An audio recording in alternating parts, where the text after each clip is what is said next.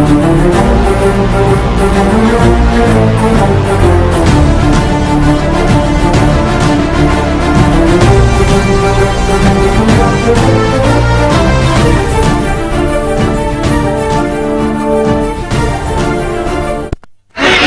गर्म हीट हो रहा है ज़्यादा है। मैं जब से यहाँ लग रहा था मैं छोड़ दे के चले पूरा फर्नीचर लगे ऊपर इसमें बिल्डिंग के अंदर से अंदर भी पब्लिक में क्या है कि वो बच्चे है। హైదరాబాద్ లో భారీ అగ్ని ప్రమాదం చోటు చేసుకుంది. నాంపల్లిలోని ఓ ఫర్నిచర్ దుకాణంలో మంటలు చెలరేగాయి. బచ్చా క్రిస్టల్ ఫర్నిచర్ షాప్ లో భారీ అగ్ని ప్రమాదం జరగడంతో మంటలు పెద్ద ఎత్తున ఎగిసిపడుతున్నాయి. 4 అంతస్తుల భవనంలోని గ్రౌండ్ ఫ్లోర్ లో మంటలు చెలరేగినట్లు తెలిసింది. స్థానికులు ఫైర్ స్టేషన్ కు సమాచారం అందించడంతో ఫైర్ సిబ్బంది హుటాహుటిన ఘటనా స్థలానికి చేరుకొని 4 ఫైర్ ఇంజన్లతో మంటలు ఆర్పుతున్నారు. ప్రమాదం జరిగిన భవనంలో 2 పిల్లలు ఉన్నట్లు సమాచారం.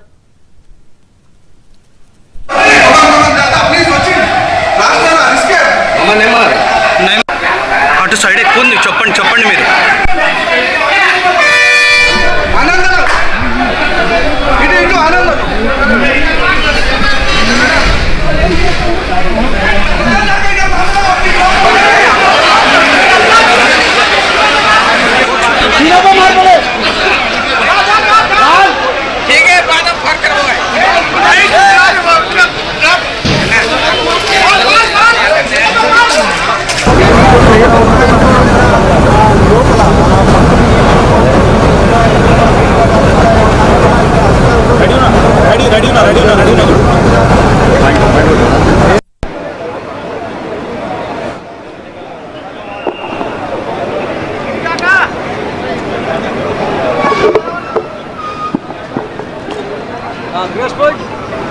గ్లామరు దెబ్బతింటుంది. పెళ్లి గారి పిల్లలు పొగ కూకోండి స్మెల్కు. తమ్ముడు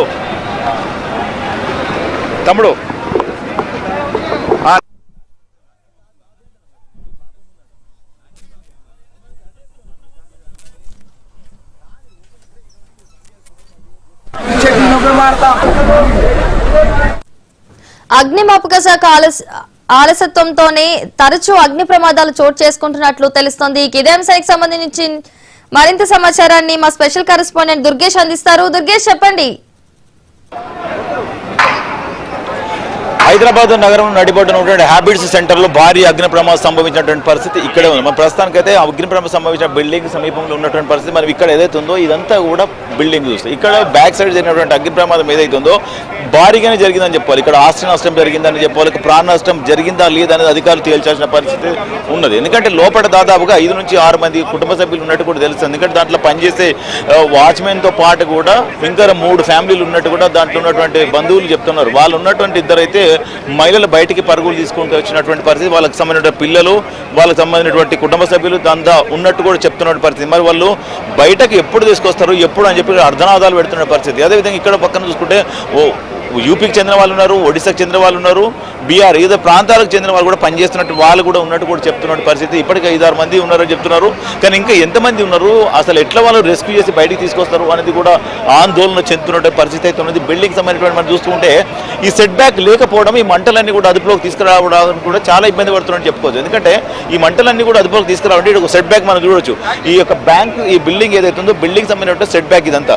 ఈ సెట్ బ్యాక్ ఏదైతే ఉందో వీళ్ళంతా కూడా ఇల్లీగల్గా రేకుల సెట్లు వేసి ఆక్రమించి ఇదంతా కూడా సెట్ బ్యాక్ లేకుండా కట్టడం వలన లోపలికి వెళ్ళలేని పరిస్థితి. అదంతా కూడా సెట్ బ్యాక్ అంతా ఆక్రమించి అక్కడంతా కూడా ఒక గోదాం లాగా మొత్తము మెటీరియల్ అంతా కూడా ప్లాస్టిక్ అండ్ ప్లాస్టిక్తో పాటు వుడ్ అండ్ షీట్లు ఇవన్నీ కూడా అక్కడ అమర్చడం జరిగింది. ఇవన్నీ కూడా పెట్టడం వలన లోపలికి వెళ్ళలేకపోతున్న పరిస్థితి. లోపల ఉన్న వాళ్ళు కూడా బయటకు రాలేకపోయి పరిస్థితి అయితే ఉంది. బ్యాక్ సైడ్ చూసుకుందామా అక్కడ అన్ని కాంపౌండ్ వాళ్ళు పక్క బిల్డింగ్ ఉన్నది. ఆ వెహికల్ కూడా అటువలే పరిస్థితి. ఇదంతా కూడా లోపల ఉన్నటువంటి వాళ్ళందరూ కూడా బయటికి తీసుకొచ్చేందుకు కూడా హైడ్రా కానివ్వండి, డిఆర్ఎఫ్ టీం కానివ్వండి అందరూ తీసుకొచ్చే ప్రయత్నాలు జరుగుతున్నాయి.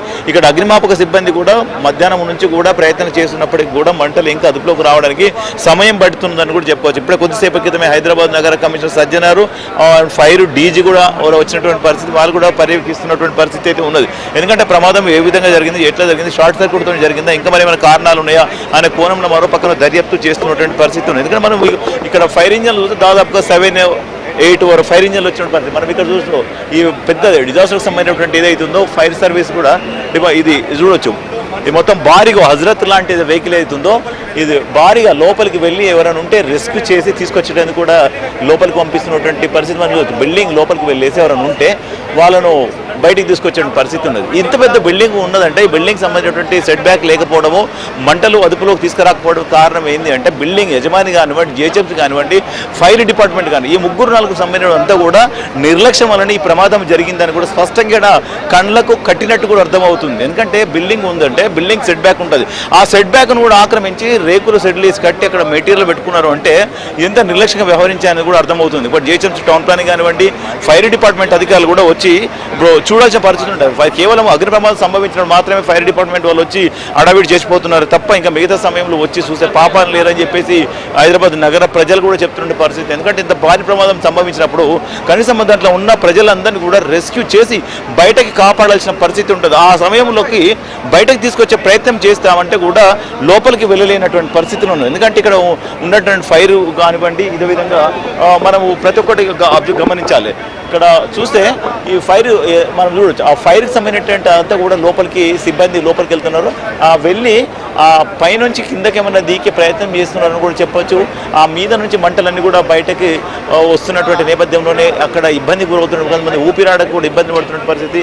లోపలికి వెళ్ళి స్మోక్ అంతా మంటలు ఉంటే కనీసం కంట్రోల్ చేసే పరిస్థితి ఉంటుంది. మంటలు కాకుండా మంటలతో పాటు కూడా దట్టమైన పొగలు వ్యాపించడంతో బయటకు రాలేని పరిస్థితిలో అధికారులు కూడా ఫైర్ సిబ్బంది కూడా లోపలికి వెళ్ళి మంటలను కూడా పొగను స్మోక్ను కూడా కంట్రోల్ చేసేటువంటి పరిస్థితి లేదు. ఎందుకంటే వాళ్ళు మంటలకు వాటర్ ఇటు నుంచి కొట్టినా కానీ ఇంకా అటు నుంచి దట్టమైనటువంటి పొగలు వ్యాపిస్తున్నటువంటి పరిస్థితి ఉన్నది. ఎందుకంటే ఇక్కడ లోపలికి వెళ్ళాలి అంటే కూడా ఖచ్చితంగా ఫైర్ ఇంజన్ దాదాపుగా ఇప్పటికీ దాదాపు 10 ఫైర్ ఇంజన్లు వచ్చిన పరిస్థితి.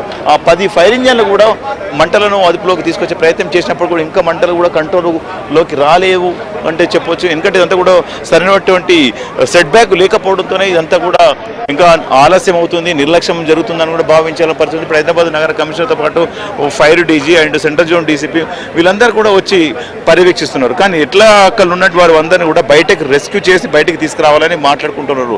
కానీ ఎట్లా రెస్క్యూ చేయాలా, లోపలిన వారందరూ కనీసం ఎక్కడున్నారు అనేది గమనించాల్సిన పరిస్థితి అయితే ఉన్నది. మరి ఎవరైతే వీళ్ళు షాప్ వాళ్ళు ఉన్నారో వాళ్ళు పట్టించుకోకుండా వాళ్ళకి సంబంధించినటువంటి మెటీరియల్ అంతా కూడా బయటకు డంప్ చేసుకునే ప్రయత్నం చేస్తున్నారు.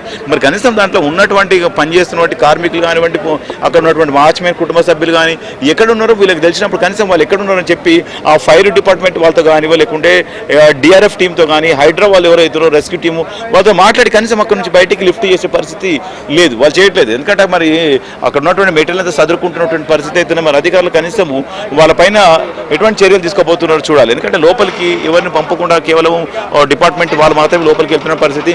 ఆ ఫైర్ ఇంజన్లు ఏదైతున్నాయో రోడ్డు మీద పెట్టేసి అక్కడి నుంచి పైపుల ద్వారా వాటర్ను పుష్ చేస్తున్నారు. ఎందుకంటే లోపలికి ఇంజన్స్ ఫైర్ ఇంజన్లు ఓలిన పరిస్థితి ఉన్నాయి. పోకపోవడంతోనే బయట ఫైర్ ఇంజన్ల ద్వారానే ఈ వాటర్ అంతా కూడా కొట్టి అక్కడికి వాటర్ అంతా పంపింగ్ చేసి మంటలు కూడా కంట్రోల్ చేసే ప్రయత్నం అయితే చేస్తున్నారని కూడా చెప్పుకోవచ్చు. ఎందుకంటే ఎంత నిర్లక్ష్యంగా వ్యవహరిస్తున్నారు అండి. మనం ఒకసారి అటు ఆ గేట్ ఒకసారి మనం ఒకసారి చూద్దాం. ఎక్కడంటే మనం ఆల్రెడీ ఇటు సైడ్ ఉన్నాము.